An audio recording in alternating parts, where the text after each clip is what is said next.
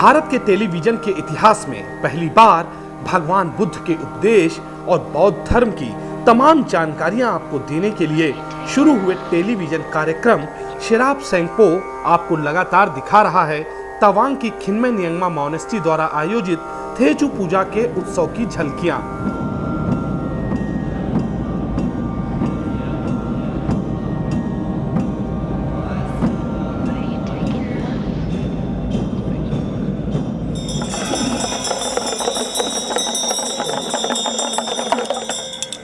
उत्सव के 5वें एपिसोड में हम आज आपको दिखाएंगे रंगारंग नृत्य कार्यक्रम की झलकियां।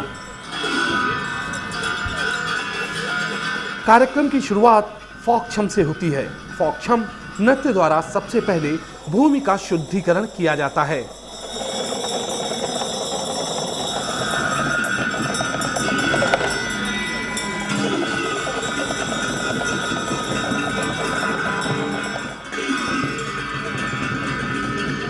भूमि का शुद्धिकरण इसलिए किया जाता है क्योंकि ये मुखौटा नृत्य कोई सामान्य नृत्य नहीं है, बल्कि इन नृत्यों का बौद्ध धर्म की संस्कृति और परंपराओं में अहम स्थान होता है।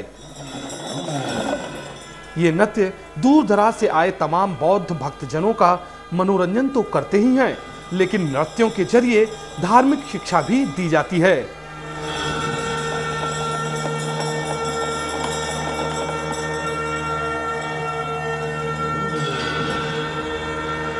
इन मुखौटा नृत्यों के जरिए जटिल ज्ञान को आसानी से लोगों को समझाने का प्रयास होता है।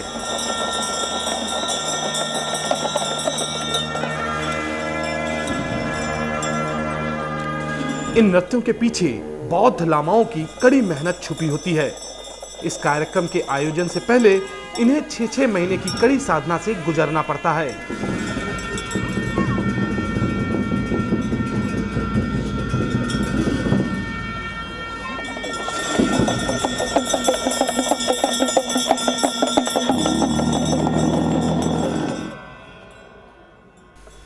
भिक्षुगण इस नृत्य के जरिए सामाजिक समरसता और विश्व के कल्याण की कामनाओं को व्यक्त करते हैं।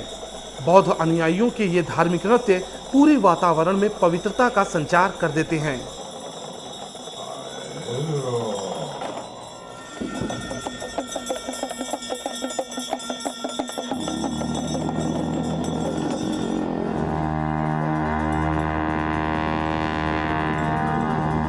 शहनाई जैसे वाद्य यंत्र और बड़े ड्रम के आकार के ये लाल वाद्य यंत्र अपनी लयकारी से इस नृत्य को और भी मनभावन बना देते हैं।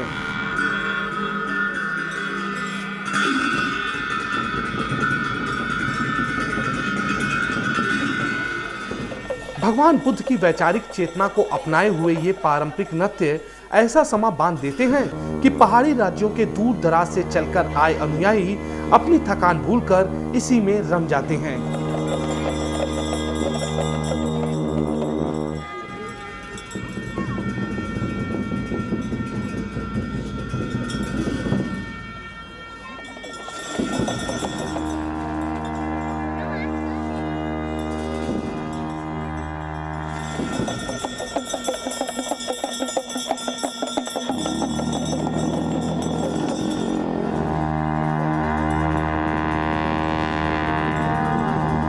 अर्थपूर्ण मुखौटों और मुद्राओं के साथ ये नृत्य बौद्ध धर्म के किसी भी धार्मिक त्योहारों का महत्वपूर्ण हिस्सा होते हैं।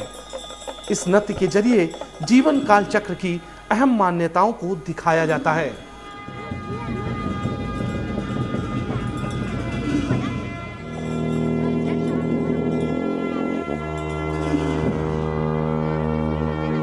तवांग में आयोजित हुए थेचू पूजा महोत्सव के अगले एपिसोड में हम आपको दिखाएंगे परम पूजनीय 14वें थिगसे रिम्पोचे द्वारा दिए गए आशीर्वाद सेरेमनी को।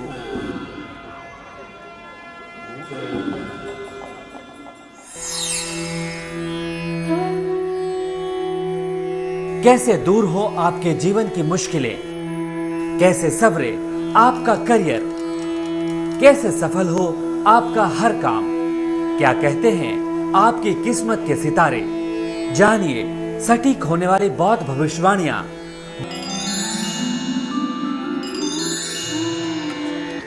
Tashtale and Namaste. 22nd August 2010, Sunday, and it's 13th day of the 7th lunar month. It's fire-water combination, and this combination is changed to earth-fire from 11 a.m.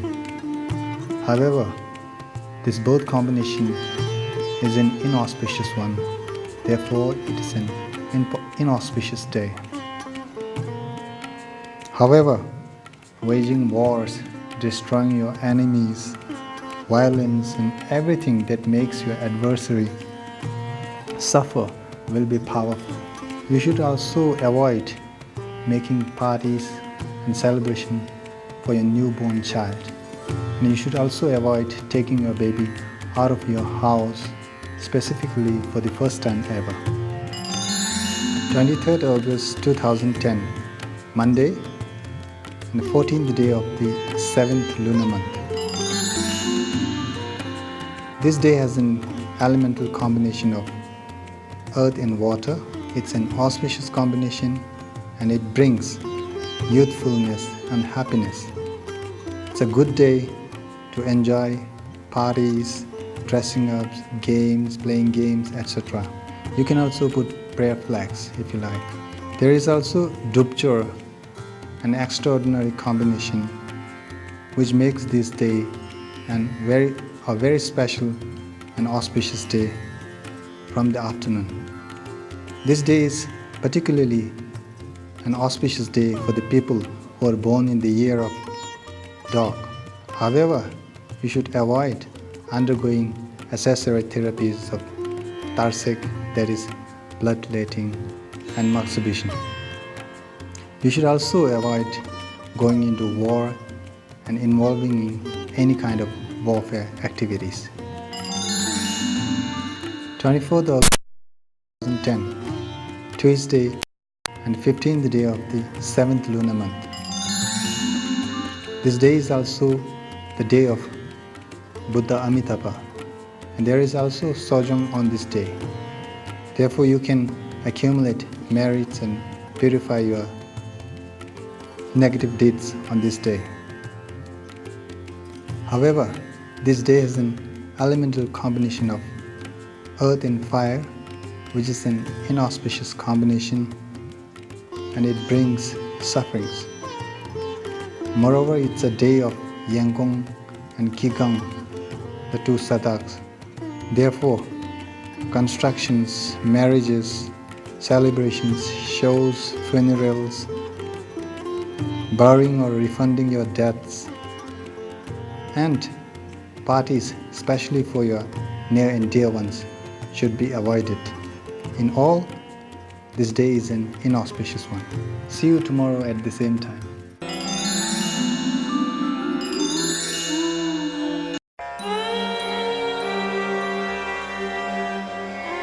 बुद्धं शरणं गच्छामि। क्या है भगवान बुद्ध का दर्शन, बौद्ध धर्म का गूढ़ ज्ञान, कैसे मिले दुख से मुक्ति, कैसे पाएं बुद्धत्व, क्या है धम्मम, क्या है संगम। ये कार्यक्रम आपको रोज दे रहा है ऐसे तमाम सवालों के जवाब। आज बौद्ध धर्म के प्रकांड विद्वान परम पावन 17वें कर्मापा से जानिए भगवान बुद्ध का दर्शन और बौद्ध धर्म का सही ज्ञान। In my life, I receive a lot of advice and suggestions about how I should interact with others.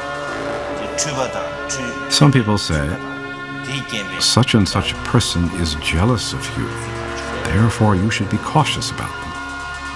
Others say, this person is full of praise toward you, you should treat them well. And then, still others may say, these people are somewhere in the middle, so you should treat them evenly.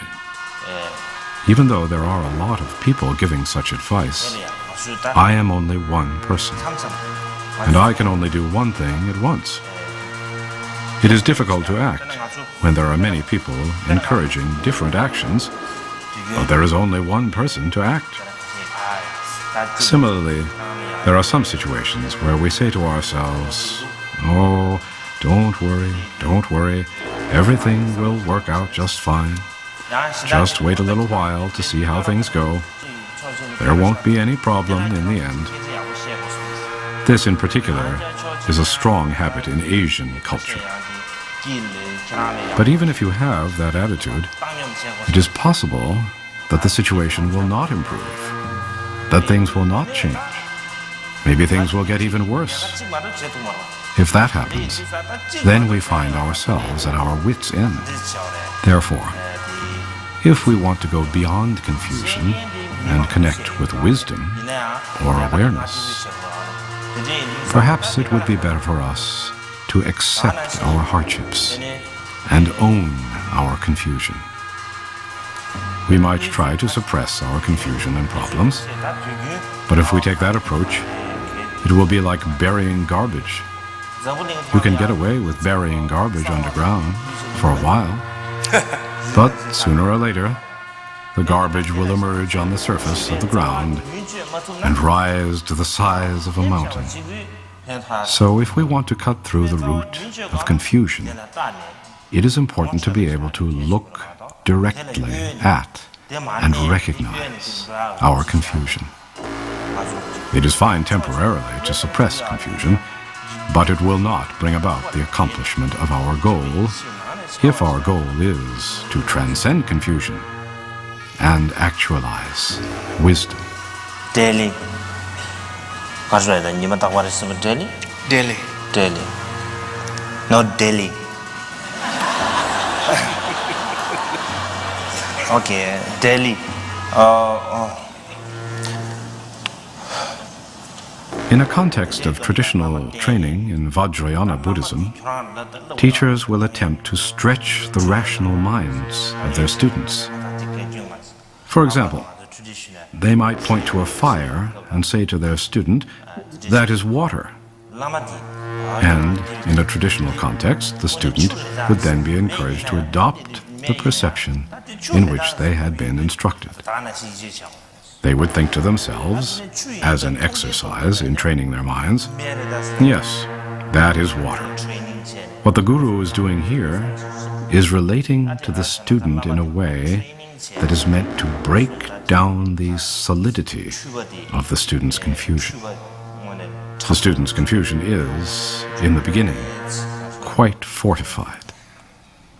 But through these contemplative exercises, the confusion itself is made more supple. So true.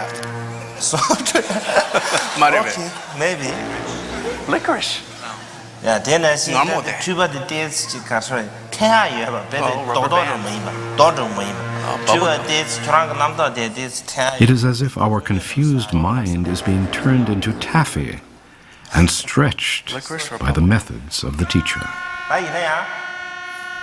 In my case, I no longer have a teacher on whom I rely on a day-to-day basis and with whom I train in these types of methods. The teachers with whom I used to train in this way are no longer around me. Furthermore, I have now matured in years, which makes finding a person who is willing to be my teacher more challenging. These days, if someone is asked if they could be a teacher to the Karmapa, they usually refuse, saying they would not dare. Even if someone were to accept this position, they would probably be doing so out of arrogance. So I would say to them, "No, thank you." But in any case, there are, nevertheless, some shortcomings involved in the most traditional teaching methods of Buddhism. We can observe these shortcomings by talking about the example of ice cream. In a traditional context, a teacher would say to his or her student, "You should not eat ice cream. It is terrible for your health. If you eat ice cream, you will become sick, and all your teeth will rot away." However, maybe the student gets an opportunity to go to America and actually taste the ice cream there. The student may discover that ice cream is actually incredibly delicious. As a reaction to the previous strict restriction, they may then go on an ice cream binge and become addicted to ice cream, unable to be without ice cream in any situation. The fault in the teaching approach adopted in this example was that it had no connection to reality. The student had not even tasted ice cream before, so it was not beneficial to the student for the teacher to rail against the downfalls of eating ice cream. The teacher was trying to counter a thought in the student's mind about something the student had not even experienced. That is not the way to counter difficulties or reverse negativities. The way to reverse negativities is by accepting the content of our experience and working with it directly. This is the way we should approach working with negativity from the point of view of practice.